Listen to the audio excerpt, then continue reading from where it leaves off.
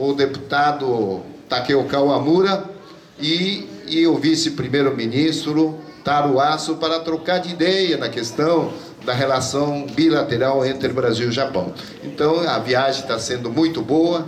Nós tivemos em Hamamatsu e tivemos como esta, encontro fantástico, troca de ideias, né? Isso que nós queremos aqui, tá? Então, não vou alongar mais, só quero dizer o seguinte: o Brasil está difícil, realmente. Tem muitas coisas erradas.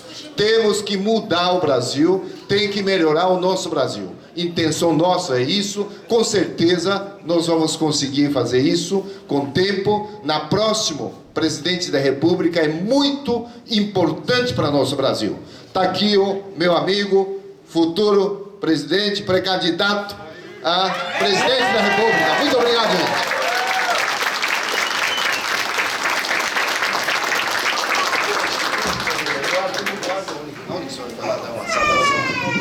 Passar o microfone para deputado Onyx Lorenzoni, um gaúcho. Bom, muito obrigado, primeiro, por todos vocês estarem aqui nesse final de tarde, início de noite. Essa é um momento muito rico para todos nós, na medida em que nós, desde hoje pela manhã, estamos conversando, aprendendo, trocando experiências com os nossos irmãos que estão aqui. Eu quero dizer duas coisas, e eu vejo muitas crianças aqui. Eu sou pai de 4 filhos meus e uma adotada. O Brasil é um país onde há muitas décadas um pai ou uma mãe não pode apontar para um presidente da República e dizer que ele deve ser um exemplo para o seu filho. Chegou a hora de mudar. Vocês vivem a experiência de viver num país irmão, mas que não é o nosso. O sonho da volta está sempre dentro do coração da gente. Está falando um filho de imigrantes italianos de terceira geração. Eu compreendo isso, porque eu vivi isso na minha família. O que nós estamos tentando construir no Brasil, com esse homem que está aqui, é resgatar exatamente isso. Honra, orgulho, respeito, seriedade, honestidade, enfim, valores que são essenciais para a família e para uma nação. Ele é a nossa esperança. Cada um de nós pode contribuir para que essa esperança seja uma realidade.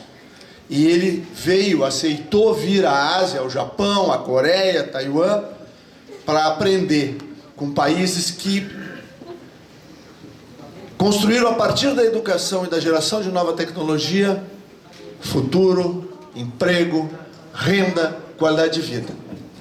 Nós, brasileiros, somos ricos, recurso mineral, água, território, mas nunca, nenhum governo olhou para os brasileiros com a esperança de que ali estava, naquele capital humano, o caminho para a prosperidade. Pois Bolsonaro vem aqui em busca disso, com humildade, com fé e com esperança no nosso país. Por isso, em nome da nossa comitiva, eu quero agradecer a cada um de vocês. Vocês também estão nos ajudando a construir esta história. Estão abastecendo o coração e a mente dele com o carinho que vocês trouxeram nesta tarde. Vocês têm certeza. Nós vamos para uma guerra lá, mas vai ser a guerra do bem. Porque sempre, no momento em que ele chegar à presidência, o Brasil vai estar acima de todos, de tudo. E Deus vai estar acima de todos. Até a vitória.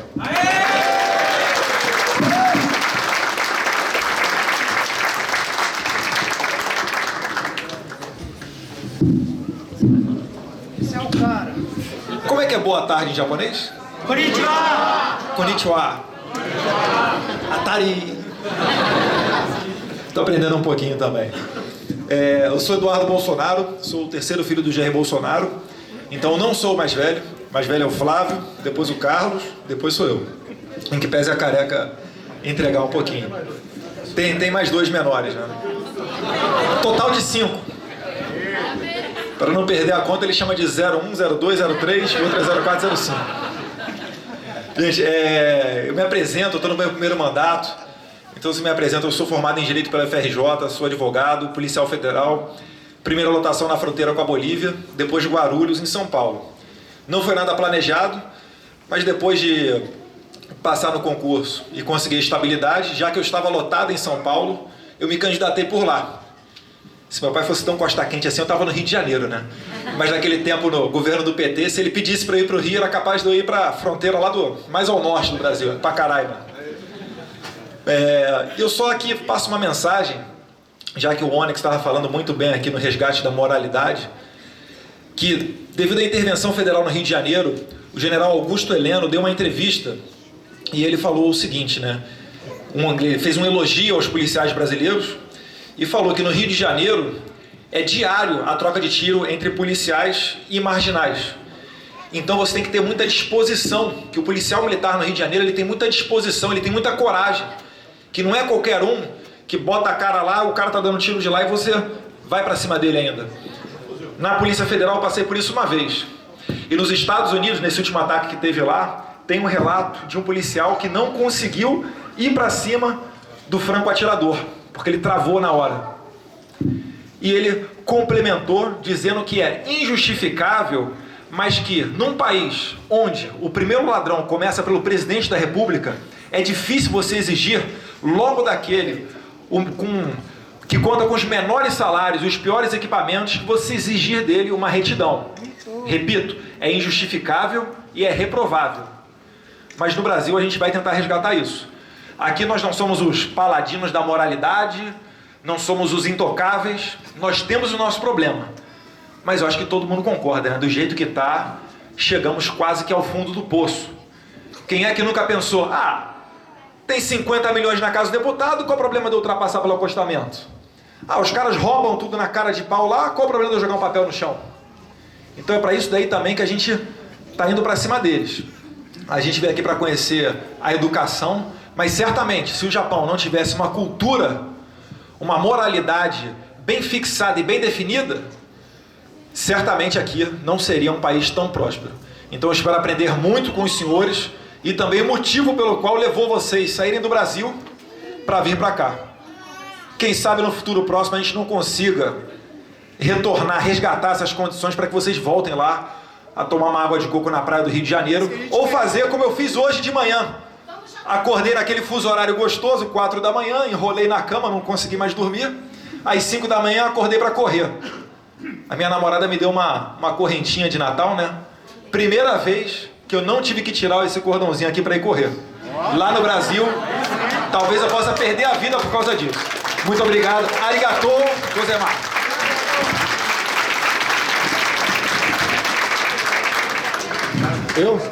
Mas já falaram tudo aqui, poxa.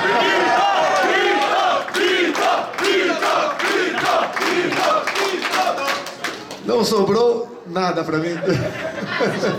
Eu vou advertir o pessoal aqui para falar menos, senão eu fico perdido aqui. Boa tarde a todos. Muito obrigado pela oportunidade. É uma satisfação estar entre irmãos. Cadê a bandeira do Japão aqui? Deixa eu saudá-la aqui. Tá? Assim como fiz nos Estados Unidos, fui muito criticado no Brasil. Essa atitude de respeito a uma bandeira que também orgulha o mundo. A nossa terceira economia. Com tudo que nós temos lá, ela tem que ser nem a primeira, tem que ser o concurso. Uma economia lá na frente. Mas tudo bem. Bem, vamos lá. O que me traz aqui? Além de ver vocês, sentir um pouquinho.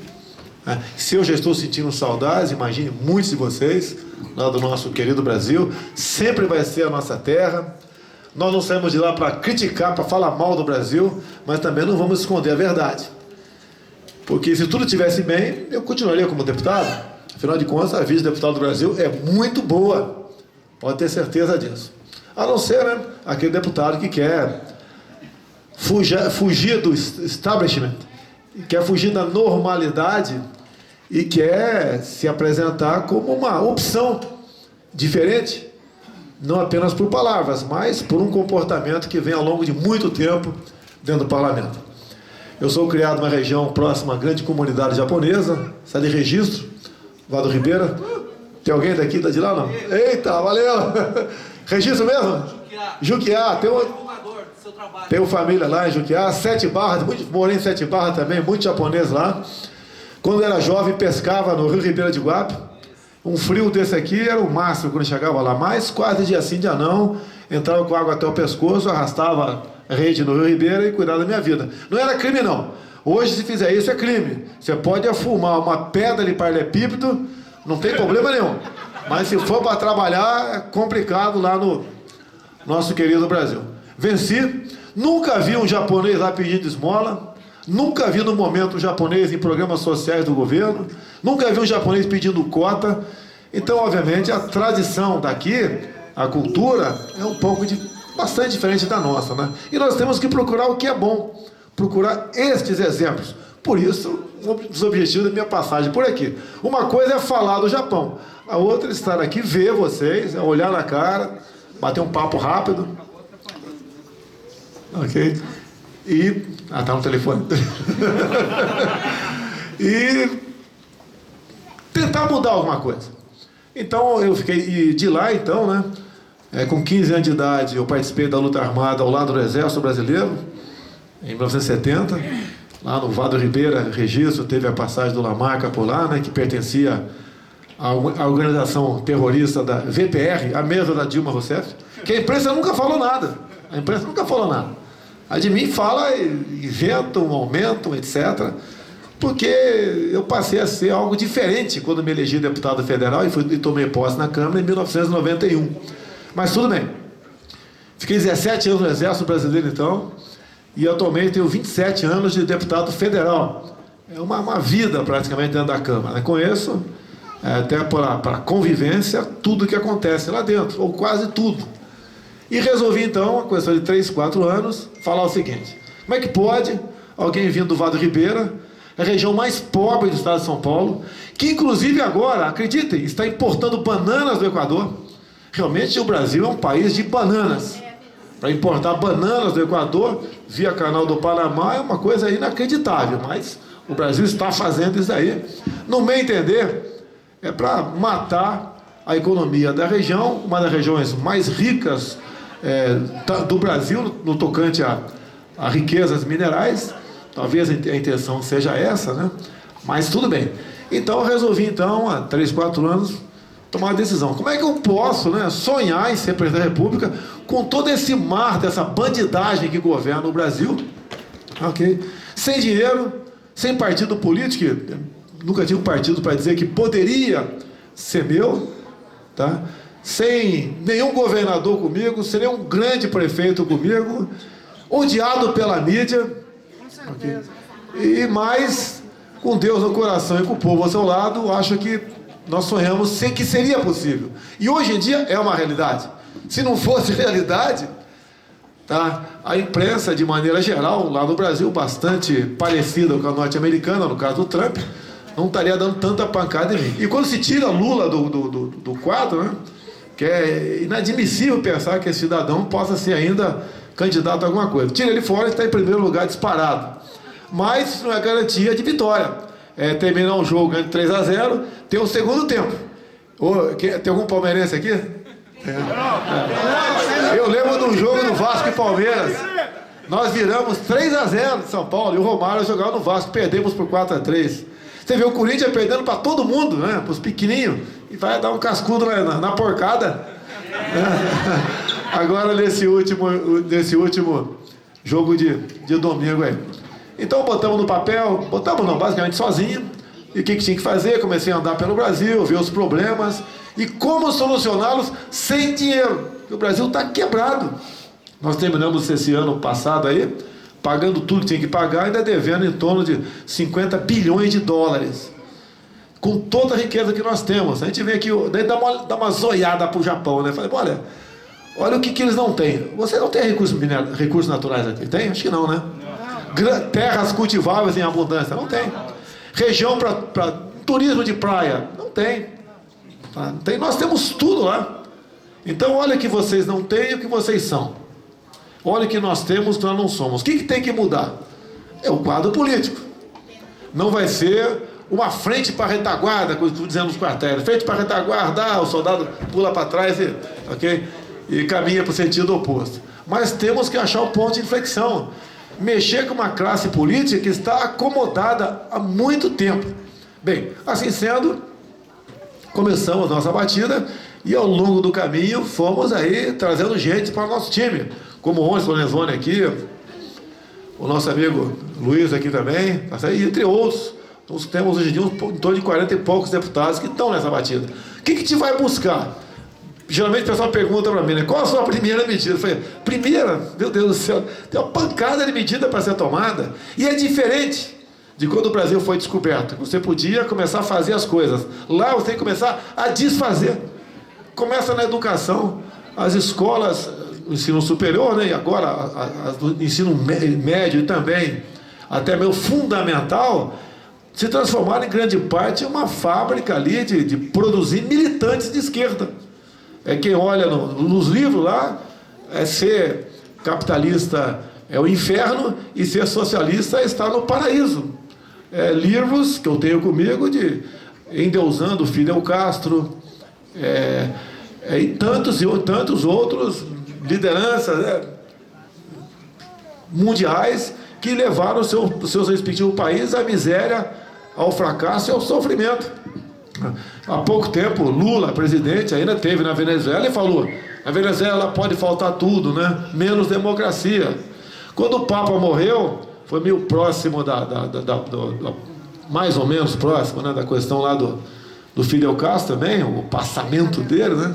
Eu lembro da fisionomia da Dilma, tá? Numa oportunidade, e a fisionomia dela também, quando se aproximou de Fidel Castro. Ou melhor, o Papa morreu não. Quando ela esteve visitando o Papa, tinha uma fisionomia, né, que a gente via, e quando esteve lá na morte do Fidel Castro, ela estava muito mais emocionada positivamente, vamos assim dizer, por estar do lado dele. Então isso daí no Brasil não é fácil, por quê?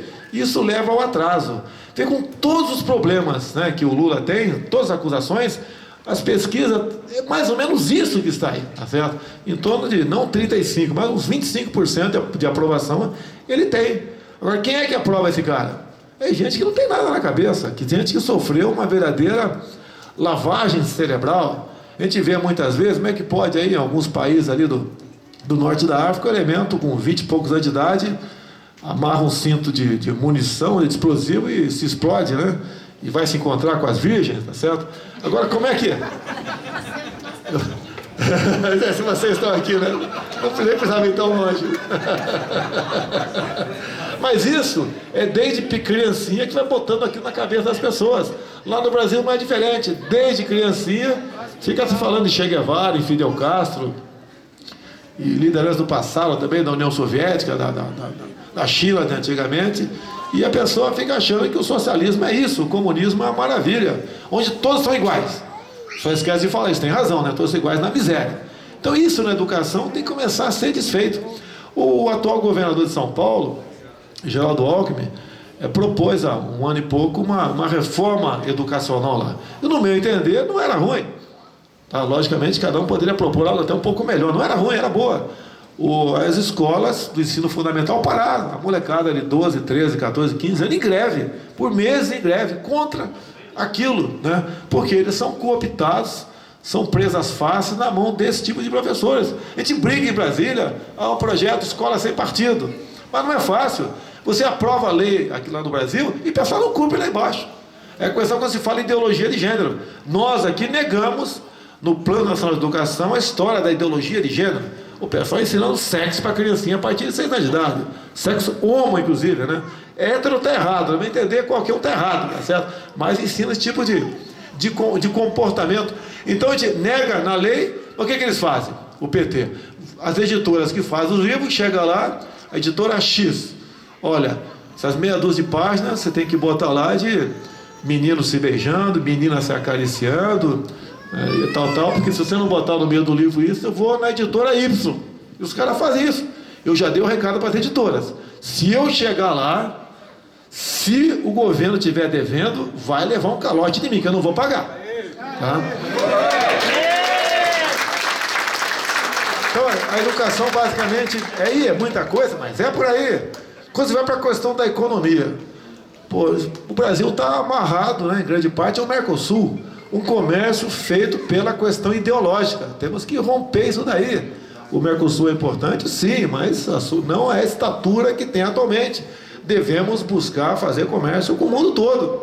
E não é apenas vender os nossos commodities. Você vê a Alemanha, por exemplo, é o país que mais lucra com café. E, pelo que eu sei, não planta um pé de café. Né? Falta tecnologia para nós, agregar mais valor naquilo que nós produzimos, em especial nas questões do nosso subsolo. Nós temos tudo da tabela periódica lá, tudo. Olha aquela 100 cacetada, eu tinha decorado isso quando eu era garoto, né? Vê todos os elementos lá, temos tudo lá. E alguns que só nós temos. E isso é vendido de forma irresponsável, não entender. O que é mais grave? Agora, um país em especial, né, está comprando as minas. Nem compra mais o produto feito por nós, compra as minas diretamente e se exporta e vai para fora. E o valor agregado aqui é incomensurável. Eu costumo dizer, a gente manda para fora, por exemplo, um navio de minério de ferro, recebe de volta uma canoa de aço ou meia dúzia de laptops. Nós, no Brasil, não fabricamos uma máquina de fazer 4 operações. Eu acho que não preciso falar mais nada a que ponto nós chegamos. E nós, logicamente, perdemos o que há de melhor. E vocês aqui, com toda certeza, o extrato do que há de melhor no Brasil, que não é fácil vir para cá. Aqui tem que enfrentar uma cultura diferente, clima, casar com japonês, é ruim ou não? Mais ou menos. É por causa do bafo? Qual o problema? Tem algum problema, ó. A japaiada tem que explicar pra gente qual é o problema aí, tá? Não sei ou não, tá? Então, essas pessoas, né? Como, por exemplo, há poucos meses, tem uma menina formada pelo Instituto Militar de Engenharia do Rio de Janeiro, que conseguiu tirar da prancheta uma tela de grafeno. Para que serve esse trem aí?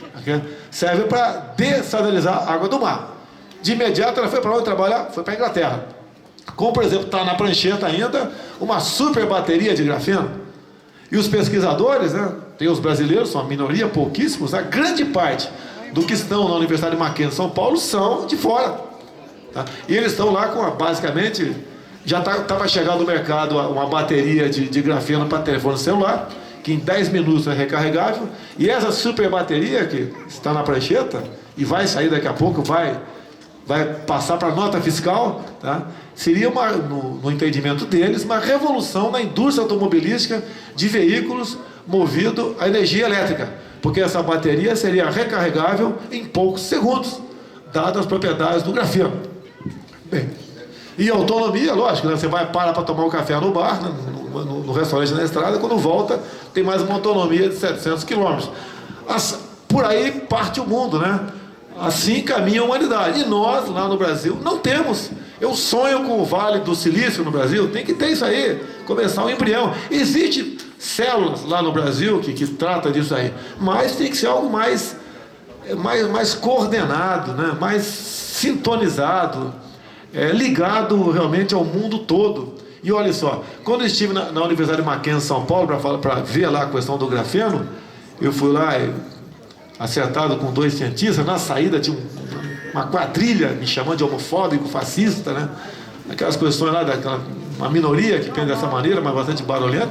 Eu fui no alojamento dos cientistas, né? E tinha uns 60 lá, uns 50 eram estrangeiros e apenas 10 eram nossos. Tá? E o governo, que costuma atrapalhar em tudo, né, da vez poderia colaborar com bolsas, não conseguiu. E viu uma menina lá que era tudo diferente, né, é branquelo demais. A gente sabe que quando chega no ambiente não é parecido com o nosso brasileiro, sabe? E perguntei para uma menina, dei uma boa tarde para ela, deu boa tarde, e daí eu perguntei de onde era ela. Ela era de Angola. Ou seja, quem bancou essa menina lá, quem está bancando, não é o governo de Angola, é o governo chinês. E a China está comprando o Brasil. Não quero dizer que não devemos fazer negócio com a China, vamos fazer negócio com o mundo todo. Mas deixar comprar o Brasil como estão fazendo em todas as áreas, eu acho que beira, no meu entender, a responsabilidade por parte da nossa população. Temos também um problema seríssimo. Quando eu comecei a falar, muitos dos economistas, alguns davam pancada em mim, né? Que eu falava o seguinte, que sem segurança não tem economia. E o pessoal me criticava, agora muitos já conseguem entender. Porque a economia começa no feijão com arroz. Começa no homem, na mulher, abrindo o negocinho lá embaixo, né? A economia começa por aí. O ano retrasado, na Barra da Tijuca, onde eu moro, 400 estabelecimentos comerciais foram fechados. A grande maioria por questão de segurança. E o Brasil caminha dessa forma. Num pequeno espaço de rodovias lá no Rio de Janeiro, entre a Avenida Brasil e a Presidente Dutra, 40 quilômetros, em média, 27 caminhões de carga são roubados por dia. E o garoto falou aqui de roubo. O roubo lá é com fuzil. Não adianta você ter carro blindado, não. Tem que ser a blindagem máxima. A arma não é ilegal no Brasil? A arma é ilegal lá para nós, cidadãos de bem. Por isso que eu defendo lá que cada cidadão possa ter a posse de arma de fogo e grande parte ter também o porte de arma de fogo, porque a bandidagem já está armada e nós não temos como reverter esse jogo. Não adianta falar em controlar fronteiras. Logicamente, a atuação das Forças Armadas, da Polícia Federal, poderia ajudar isso daí. Mas é quase impossível você controlar. Não é apenas uma fronteira, 17 mil quilômetros. São os portos também. Os portos e aeroportos. No aeroporto do Rio, a questão de 3, 4 meses, pegamos lá 60 fuzis. Quer dizer, quantos outros vão chegar?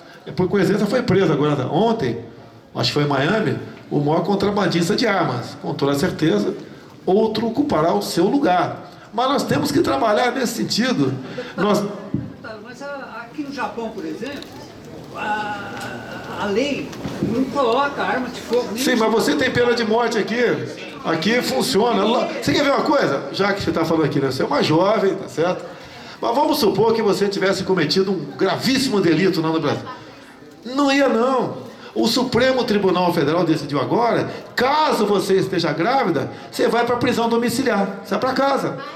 Caso você tenha um filho de até 12 anos de idade, agora não interessa o crime que você cometeu, você vai também para a prisão domiciliar. Esse é o nosso Brasil. Tá uma maravilha o Brasil. Tá? Lá, a política de direitos humanos é voltada para quem faz a coisa errada. Lá existe a política do desencarceramento. O presídio está muito cheio, vamos esvaziá-lo. Os coitados vivem uma situação subhumana. Há poucos meses, o Supremo Tribunal Federal indenizou um preso porque ele estava dormindo encostado numa privada no presídio. Tá? Então, no Brasil também, entre outras coisas, inventaram há pouco tempo, não é lei, né? Via Conselho Nacional de Justiça, que lá o Supremo legisla, o Conselho legisla, o Tribunal Superior, o STJ legisla também, tá? Então decidiu há pouco tempo criar a tal da audiência de custódia. A pessoa é pega, lógico, em flagrante delito, né? E vai ter até 24 horas para ser apresentada perante um juiz. E ela vai com o seu advogado. Quem aprendeu fica fora. E a pessoa conta a historinha. 60% dos casos são postos de liberdade. E num número próximo a 10%, quem sai respondendo o processo é quem o prendeu. Que lá no Brasil existe a figura da tortura psicológica. Se o cara chegar para o juiz e falar que o policial fez careta para ele, falou que ia chamar o lobo mau, tá? Para morder a perna dele, e ele estava apavorado com isso, tem juiz que entende que não é esse o comportamento do policial e vale a palavra do marginal, e ele é posto em liberdade e o policial responde um processo. Então tem esse problema de cultura, que praticamente estão destruindo a nossa cultura com ideologia de gênero. Tá? Temos a questão da segurança no Brasil, temos a questão ideológica no Brasil, que é bastante pesado também. Esse pessoal da esquerda, que foram rechaçados em 64, certo? Conseguiram ao longo do tempo ganhar a guerra de informação, reverteram completamente perante a opinião pública lá o que realmente aconteceu naquele momento. O que eles queriam, né, era uma ditadura do proletariado, e as Forças Armadas não deixaram, com apoio da população, dos empresários, da Igreja Católica, da OAB, de toda a imprensa, exceto o jornal Última Hora. Okay? A Igreja Católica, no pré-64, né, os padres pregavam abertamente, pediam a Deus, tá certo? Que o militar praticasse a intervenção e não deixasse o Brasil se comunizar. Que tínhamos exemplo de pouco tempo atrás, de 59, o que aconteceu em Cuba. Tá? O governo, na época, o João Goulart, vivia na China comunista. É diferente do que é hoje? Sim, tem uma certa diferença. Mas vivia lá, vivia em países ditatoriais, tinha uma amizade enorme com Fidel Castro, com Che Guevara, que era vivo ainda. Bem, aconteceu o 64. O pessoal fala que foi golpe, né? Não foi golpe. Tanto é que quem caçou o presidente foi o parlamento no dia 2 de abril de 64. Nem houve 31 de março. Mas esse não é o caso de tocar nesse assunto agora aqui. Em grande parte, isso está sendo revertido por pessoas como o professor Olavo de Carvalho. Okay? Em parte, bem menor, o meu posicionamento na Câmara, sempre batendo de frente com essas pessoas que mentiam e mentiram muito sobre o que passou, porque esse sonho deles, de uma grande pátria bolivariana em toda a América do Sul, tá? Onde teria então um barbudo temelar, como teve Fidel Castro por muito tempo, não estamos livres disso ainda. Então, graças a Deus, que aconteceu o impeachment, 1 ano e pouco, da senhora Dilma Rousseff. Se ela continuasse no governo, com toda certeza o processo do Lula estaria atrasado, e ele seria candidato no corrente ano, e pelas fraudes nas urnas eletrônicas, que ninguém confia na urna eletrônica, estaria, com toda certeza, seria eleito, e continuaria o seu processo. E as pessoas de bem continuariam saindo do Brasil. Grande parte de você está aqui é por esse tipo de política, né? Voltada para a demagogia, para o populismo, que ninguém aguenta mais. Tem que começar a mudar. Vocês podem ter certeza que eu sofro pressões, sofro ameaças, não vou ficar chorando, né? Estou me propondo a capitanear essa cruzada. Problemas temos bastante, não falta problema para mim, para minha família. Tenho uma filha de 7 anos de idade, tá? Tô nativo ainda, hein? Tô com 62, com 55 estava nativo, com 62 continua ainda. Já que você te chamou de lindo, não opere suas cataratas.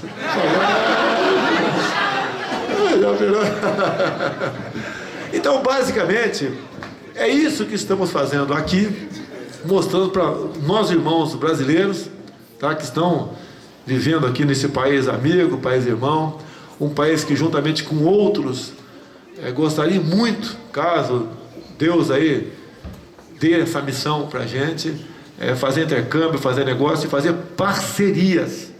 Tá? Nós temos o que o mundo não tem, tá? E vocês têm o que nós não temos. Levaremos 50 anos para ter. Tá? Então dá para fazer parceria igual um casamento. Os dois lados têm que dar bem. Não é um lado só, se um lado está bem, só aquele cara casou, ele quer ver o jogo do Palmeiras, ele quer tomar a cerveja dele, tá? Quer impor um montão de... né? Só ele é o dono em casa, não vai dar certo esse casamento. E vice-versa também. De vez em quando vocês também jogam pesado contra a gente. Né? Então é isso que nós queremos, é parcerias, é buscar países democráticos, países que praticam o livre mercado, países que aceitam a dupla mão do desenvolvimento. Então é isso que nós procuramos no meio de todos aqui, desses países que têm um pensamento semelhante ao nosso. E pedir a Deus, né, que eu sei que ele é brasileiro, tenho certeza disso, já teríamos ido para o Beleléu há muito tempo, que nos ajude, né, que nós tenhamos aqui um ano tranquilo, certo? Que tenhamos aí paz para poder votar e decidir as eleições, que não haja fraude eleitoral, que o voto impresso que está sendo ameaçado agora, garantido por nós em 2015, continue realmente valha por ocasião das eleições, e nós possamos então, pelo exemplo, isso tem que ser dito, né? Pelo exemplo, tá? Poder pedir que todos nos acompanhem nessa cruzada que será bom para, não só para o Brasil, mas não entender para grande parte do mundo como um todo que pensa da mesma maneira como nós. Meu muito obrigado a vocês. Brasil acima de tudo, Deus acima de tudo.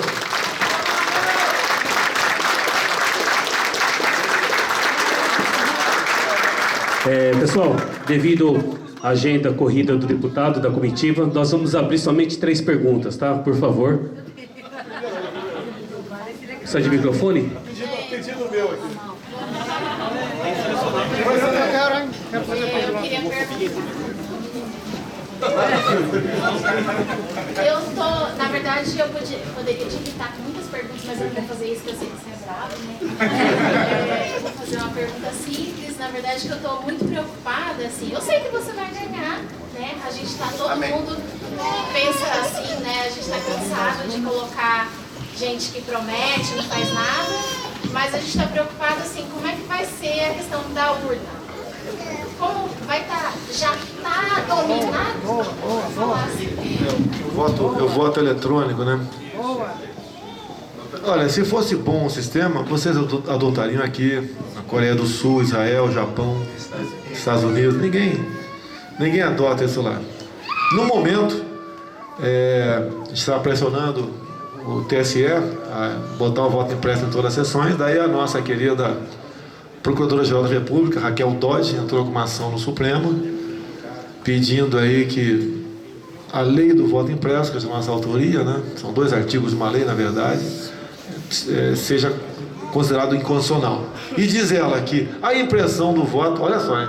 A impressão do voto compromete a segurança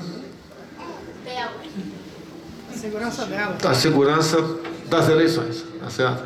E dá um exemplo lá, imagine a dona Maria vai votar e a maquininha de imprimir, ela morda o papel. Alguém vai ter que ir lá e tirar o papel da maquininha e vai ver como a dona Maria votou. E daí, como é que fica, né? O que aconteceu? Perdeu-se ali a questão do sigilo do voto. Agora, o outro lado, você pode ver, diz a própria Constituição, né? Desculpa aqui, a Constituição existe lá no Brasil para os poderosos usar quando interessa. Quando interessa é simplesmente ignorada. A Constituição diz que a apuração tem que ser pública e a nossa apuração é feita de forma reservada dentro do TSE. Estamos lutando com isso, mesmo que porventura seja 100% do voto eletrônico, eu não desistirei do meu objetivo. Ok? Deputado, o MP 2215. Lá de 2000, tô com a cabeça boa, né? Não, é 2000. A 2131, que substituiu a 2215, é de 2001. Já tem 17 anos que não é votada. Uma medida provisória, que há 17 anos não é votada. Trata da lei de remuneração dos militares. Tirou todos os direitos dos militares, tá ok? E hoje em dia, mesmo o militar querendo entrar na justiça, o juiz não despacha, não dá prosseguimento, porque é uma medida provisória ainda. Porque, olha só, por que o ataque nas Forças Armadas? Nós nunca ganhamos bem e a gente sabe como é que funciona o negócio lá, tá certo? E quando tu entra, tu sabe da regra do jogo como é. Só que a regra é mudada para nós a todo momento, o contrário a nós. Por que eles atacam as Forças Armadas? Porque nós, das Forças Armadas, somos o último obstáculo para o socialismo. Nós garantimos a democracia em 64. O impeachment, a história é muito longa aqui, levaria um século para contar. Foi garantido em parte pelo comandante do Exército Brasileiro, que a senhora Dilma Rousseff queria criar um fato para que o estágio de defesa fosse decretado lá no Brasil, e ele respondeu ao ministro do Partido Comunista do Brasil, Aldo Rebelo, e ele deu um recado para Dilma. Se criar um fato, o que é um fato? É um ato terrorista, para justificar um regime de exceção naquela região que seria Brasília. As Forças Armadas não irão cumprir o decreto de defesa. Então, isso não aconteceu. E tanto eu dou até mais um indício para vocês, né? O que aconteceu com um coronel de nome Adilson, chefe da Força Nacional de Segurança, que é aquele ajuntamento basicamente de policiais e militares, né? Que pediu demissão na época do impeachment, durante o impeachment, ainda falou um palavrão para Dilma Rousseff. Que no meio militar, você sabe, se eu, o cabo, o sargento, critica um superior, tu leva uma paulada. E tem que ser assim. Não levou nenhuma paulada. Porque com toda certeza algo de grave aconteceu. Não posso comprovar, mas algo de gravíssimo aconteceu. E ele não resolveu participar desse circo que, no meu entender, seria um ato, né, para justificar. E esse ato pode ser uma panela de pressão, como lá na maratona de Boston, né? Tá certo? Pode, com toda certeza, ser algo parecido com isso daí. Isso não aconteceu. E o coronel foi embora para casa, lá de Santa Catarina, foi cuidar da vida dele, e não tenho certeza, mas pelo que tudo aconteceu, pelo que parece, esse coronel aí não aceitou entrar no circo da esquerdalha no Brasil. Mas quando o senhor assumir, o senhor vai aprovar essa MP? Vamos botar em votação. Não, vamos botar em votação, sim. Eu sou o capitão do Exército. Nada mais justo, tem 3 deputados federais aqui. É inadmissível qualquer um deles aqui a gente não botar em votação uma medida provisória que originariamente é do ano 2000. Se fosse para tratar do legislativo, a mesma questão, do judiciário, eles já teriam parado, feito greve, feito um movimento qualquer e teriam botado em votação isso aí. Tá certo? Então, vamos botar em votação sim. Vamos para o próximo. Por favor, quem fizer pergunta, por favor, se identificar e falar de onde está vindo, por favor. Comandante, ele aqui, ó. Marcelo, sou do interior de Ourinhos, de São Paulo. Ourinhos, perto de Glicério? Perto de Bauru, Marília. Perto de Glicério também, onde eu nasci de fato. Valeu. Então, Trump, ele fez os cortes das regulamentações para favorecer os empresários, muitos empresários. Então, hoje, o empresário é escravo de secretária, de prefeitura, é escravo do corpo de bombeiro, é escravo de muita coisa. Não dá para ter um negócio no Brasil hoje. Para você contratar é difícil, para você mandar embora é pior ainda. O que independente presidencial seria possível de imediato para favorecer a população? Há um consenso em todos nós da equipe aqui, junto com o economista Paulo Guedes, que trabalha com ele, que quando nós nos encontramos, eu botei na mesa como leigo, né? Eu cometi a besteira de falar do Brasil que eu não entendia de economia. Então, daí os caras... O Lula entendia pra caramba, né? Então você fala na humildade, assim como eu não entendo de medicina. A minha especialidade é matar, pô. Sou capitão de artilharia. Okay? E professor de educação física. Temos que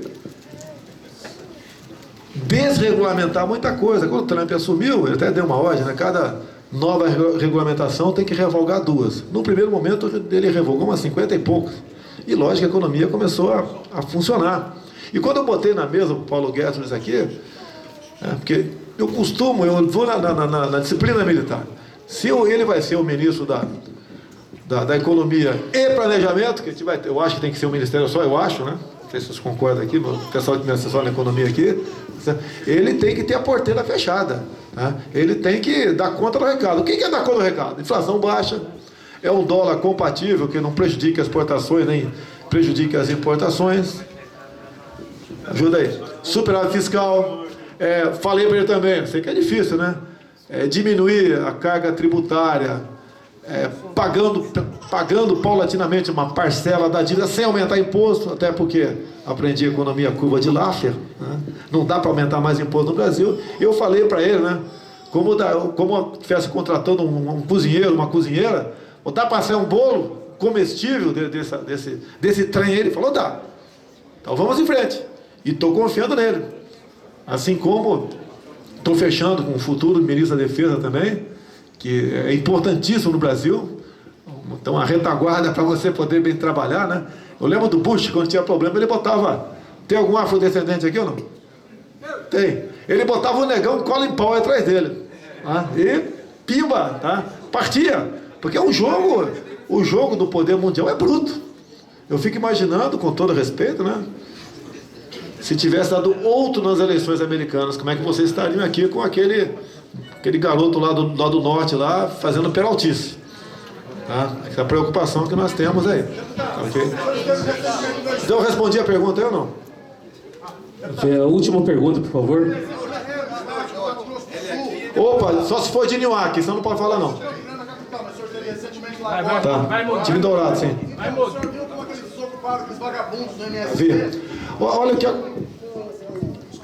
o restante, a escola, que é o LGBT, todas essas porcarias mais aí, estão emporcalhando o Brasil, estão destruindo a nação brasileira, estão revertendo valores morais em nada, e inclusive estão cada vez mais prejudicando a sua campanha e fazendo com que o senhor cresça. Como o senhor vê para combater esse tipo de gente que não vale nada e que merece prisão? MST é você cortar dinheiro de ONG. Em grande parte, é você cortar o programa Mais Médicos Cubanos. Nós mandamos para Cuba por ano 1 bilhão e 300 milhões de reais diretamente para Cuba. E você corta isso aí, é muito fácil, né? Porque eu tenho pena do povo cubano. Quem não tem pena do povo cubano? Né? Temos pena. Mas, espera aí, é o governo. Se você aplicar o Revalida nos cubanos, deixá-lo trazer a família para cá e dar o salário integral, vai ficar 1% aqui. O resto vai tudo embora. Até porque ele vai ter que voltar, porque a família está refém lá em Cuba. Então você começa a cortar recursos, que parte de Cuba vem para o Brasil, para financiar essa tranqueira desses movimentos. MST, MTST, essas porcarias. Por isso que eu falo, nós temos que botar na lei o excludente de licitude, e você, em defesa da tua vida, do teu patrimônio, tá? Como é a propriedade privada, você toma as devidas decisões que tem que tomar, responde, mas não tem punição. invadiu tua casa ou tua fazenda, você tem direito de meter fogo em cima.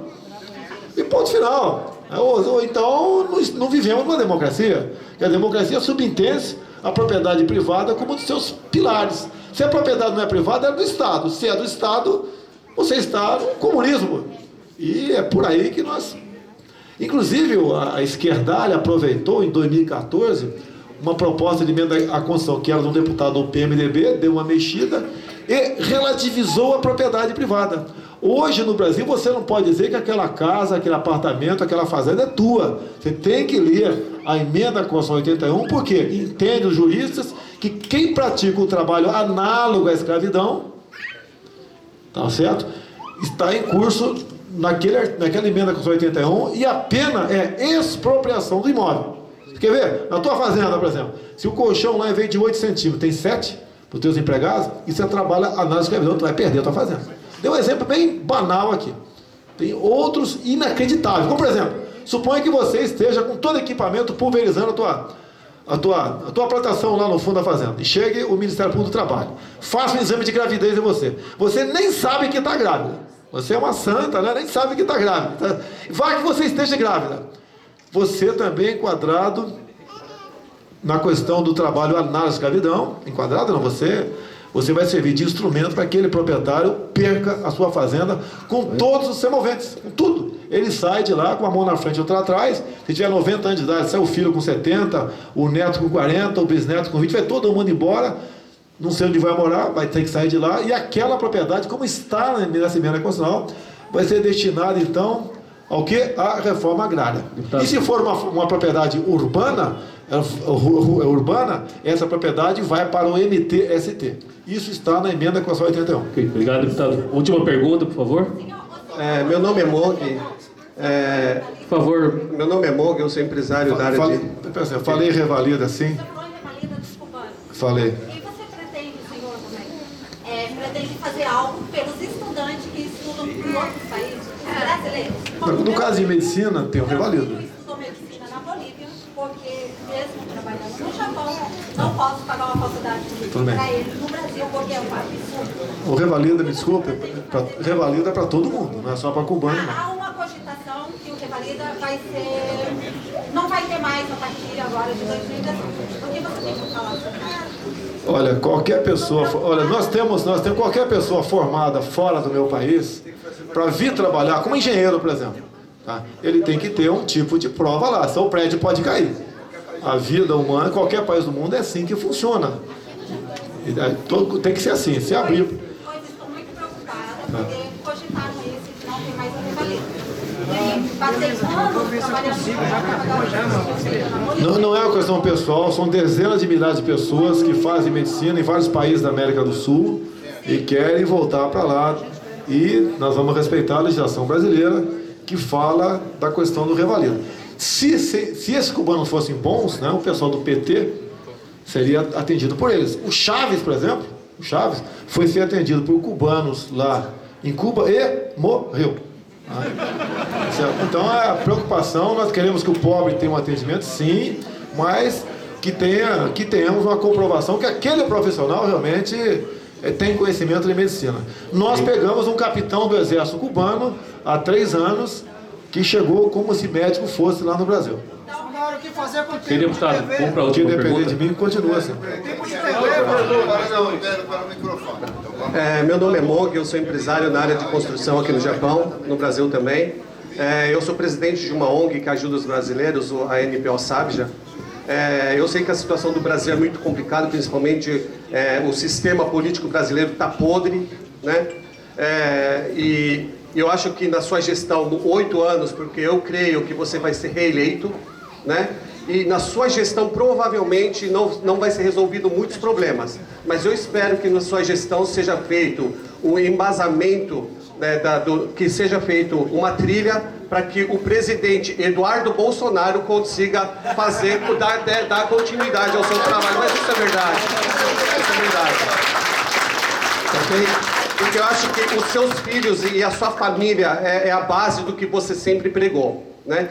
A minha pergunta é o seguinte: no sistema que existe hoje, o sistema político brasileiro está podre, é um câncer que tem que ser extirpado. Como as Forças Armadas, na sua gestão, será importante? É por isso que eu falei... E nós, os brasileiros que estamos aqui no Japão. Em 98, 99, foi criado o Ministério da Defesa. Só 3 votos contrários, né? Quer dizer que um foi o meu. E o objetivo foi tirar os militares da mesa ministerial. Quando eu falo, por exemplo, Ministério do Transporte, eu estou aí bastante avançado com o general 4 estrelas de engenharia, que poderia, né, ser o nosso futuro ministro do Transporte. Eu, inclusive, vou ser o único pré-candidato que vai ter o ministério pronto, por ocasião da campanha eleitoral. Os outros vão deixar para depois, para negociar, para barganhar.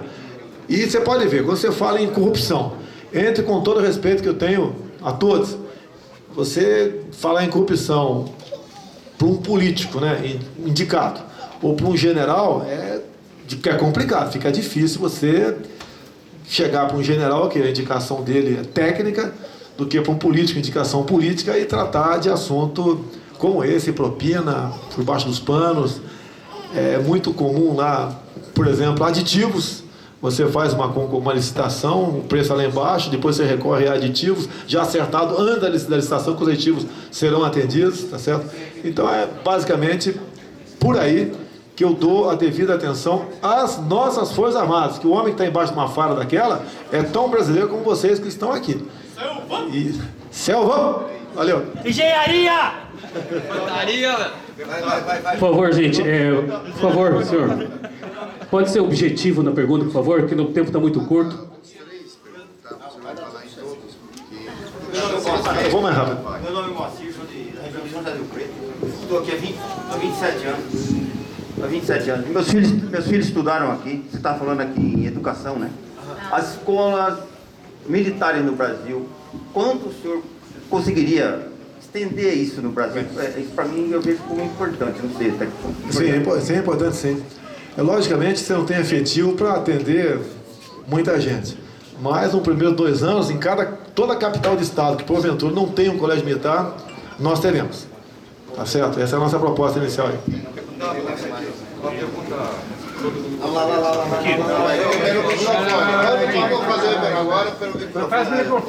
Senhor Jair Messias Bolsonaro, aqui. Eu me chamo Afrodex, eu sou de São Paulo, moro na região de Totig, 1h30 daqui mais ou menos. Eu gostaria de fazer uma pergunta para o senhor, porque nós que moramos no Japão, sonhamos em voltar para o Brasil.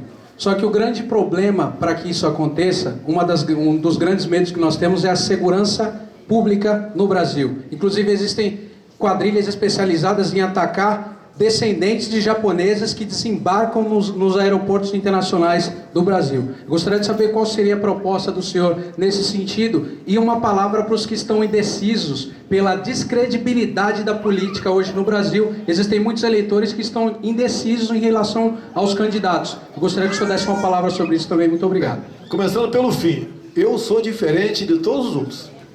A Petralada diz que eu sou diferente para pior, mas sou diferente. Certo?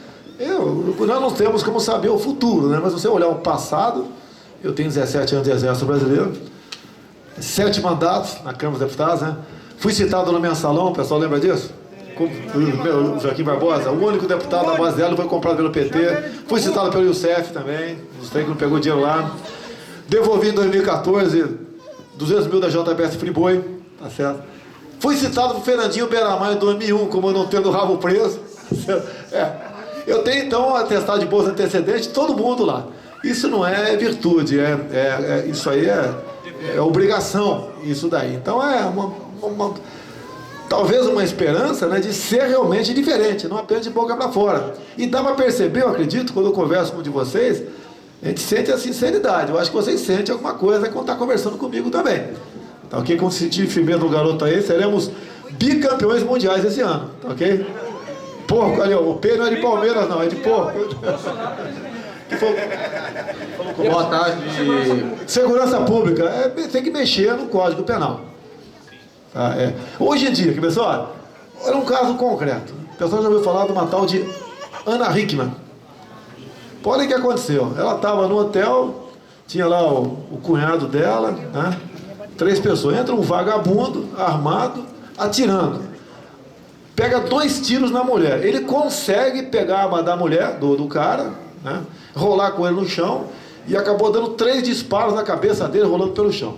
O que o Ministério Público de Minas Gerais decidiu? Botá-lo em tribunal de júri. Por quê?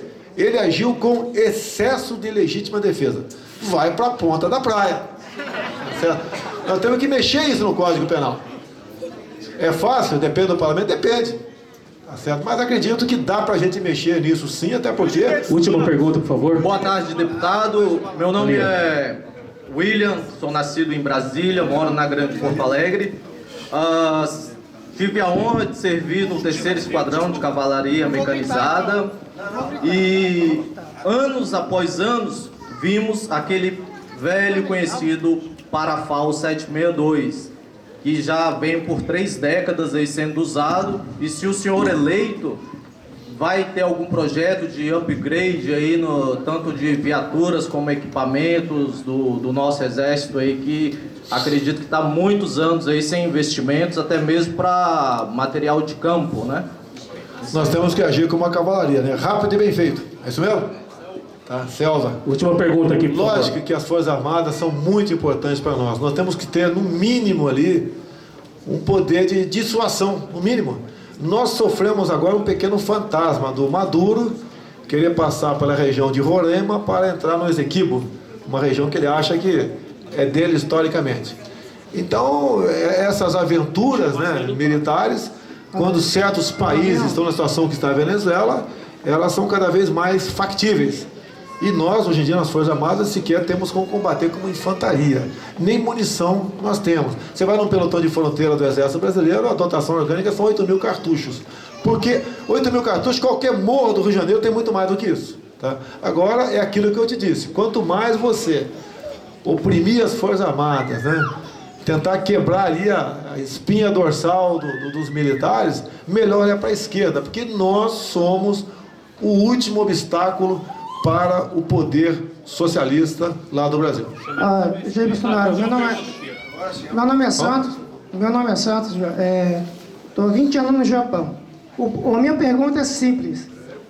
A mídia hoje no Brasil é forte. E você tem poucos minutos, não sei nem se é segundos, para falar.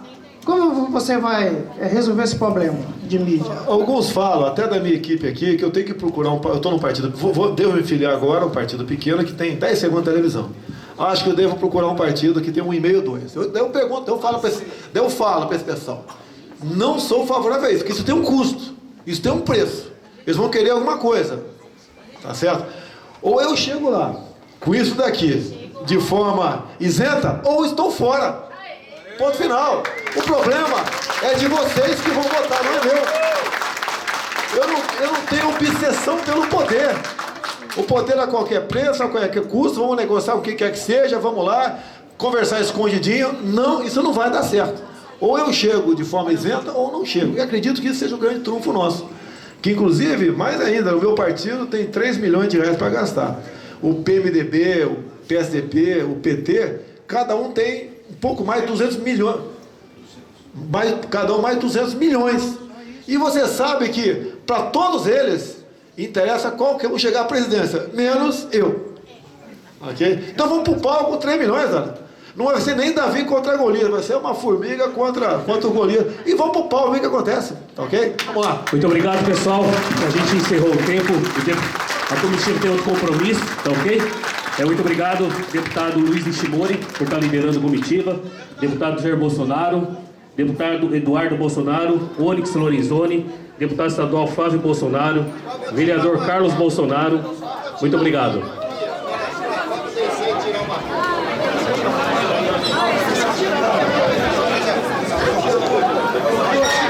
Pela proteção